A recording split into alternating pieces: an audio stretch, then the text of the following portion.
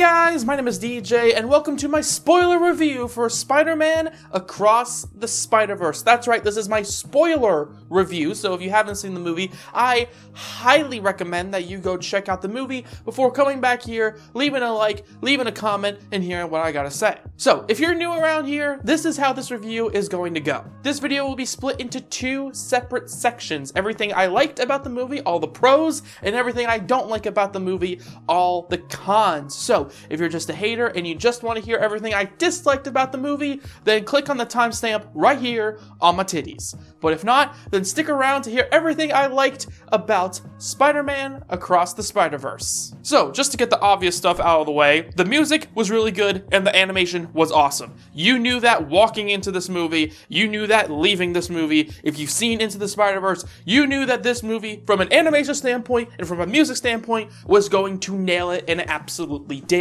Everything we loved from an animation standpoint and Into the Spider-Verse was doubled down, no, tripled down in this movie, with some very interesting and unique shots taking place, in that they actually try to play around with the camera in some interesting ways that I'm kind of shocked we haven't seen before. But yeah, like I said, you knew all that stuff was going to be cool. So let's talk about the main through line, the main story of this film. And there's a lot to say. I'm gonna get into some negative stuff in a little bit, but for the positives, the Easter eggs and fan service moments. This was a thing I was really scared of walking into the movie. A lot of times, movies will just have these Easter eggs and fan service moments as a way to just make people go, hey, I recognize that thing, I'm happy. But this movie actually did that and turned it into a part of the story. Like, sure, we saw The Amazing Spider-Man, and we saw Tobey Maguire's Spider-Man, and hell, even Spectacular Spider-Man, who actually said a line which blew my freaking mind, but we also got to see those characters and those moments be used as a way to help serve the story. However, obviously, there's a bunch of different spider people throughout the movie, and my favorite walking out of the film is probably Spider-Gwen. She is definitely our main conduit throughout the story. Like Miles and Into the Spider-Verse, that story was all about Miles becoming Spider-Man, so Miles is the main person we as an audience attach to.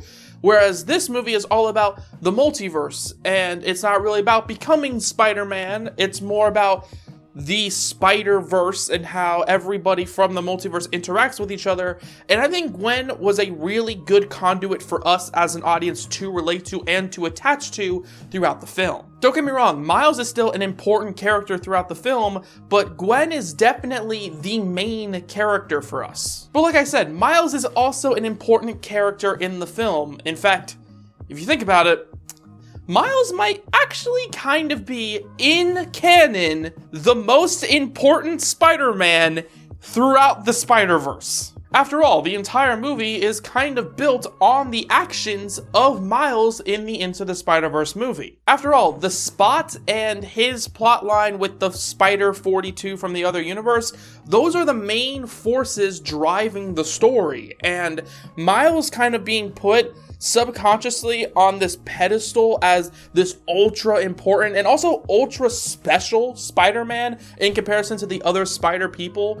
I think that's really cool, and I think putting his character on that pedestal as this incredibly important figure in the Spider-Verse, I think that really elevates Miles as a character for people, including myself. Oh, also, I know I mentioned him a few minutes ago, but I think the Spot is a really interesting villain. I loved his powers, as goofy as they are, but I also loved how the movie played with those powers and put the Spot in this kind of position as, okay, what can we do with him from a multiverse perspective? And I just think that's really fun to play around with. And sure, while I think the Spot is a very interesting villain, I also think that there's a lot of interesting character dynamics being played around with the other characters throughout the film. Like Gwen's whole thing with her dad, Miles's family drama with the other Moraleses, hell, even Miguel as this overseer of the multiverse. I just think all of that is really cool and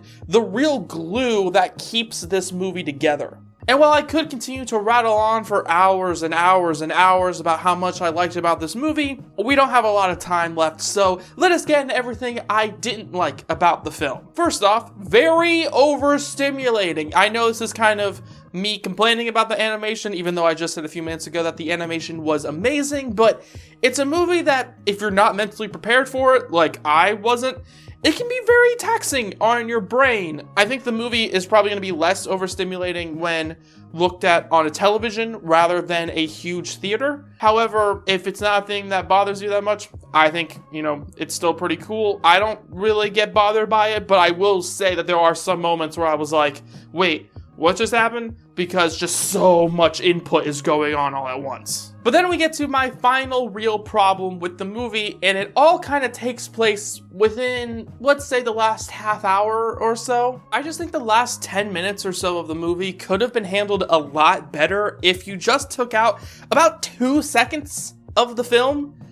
And that's it. Like, just those 2 seconds, if you take out the shot where we see on the computers that he is going to Earth 42, if you just take that out, I think the entire finishing sequence of the movie would have been so much more fascinating. All you have to do is just take those 2 seconds where we see on the monitor that he's going to Earth 42, take those 2 seconds of footage, put it right there in his scene where he's realizing what's happening, and then I think the ending would have just hit a lot harder. But on that note, with the ending feeling a little unsatisfying, I actually think that this movie is kind of harmed for it being in 2 separate parts. I actually think that this movie is kind of a bad example of a part 1 film. And what I mean by that is, like Infinity War and Endgame, for example, right? So Infinity War is clearly a part 1 film. There is going to be something else that happens in the follow-up movie that really ties the whole story together. However, if you just sit down and watch Infinity War, you can kind of enjoy it as its own movie, okay? It's a really good on its own movie, as well as being a really good first part to Endgame, whereas I think this movie isn't really that. It's really just a part 1 movie, and you have to see part 2 in order to get the full picture and the full experience. Whereas Infinity War, you can just watch it and be like, oh, I'm done. That was a good movie.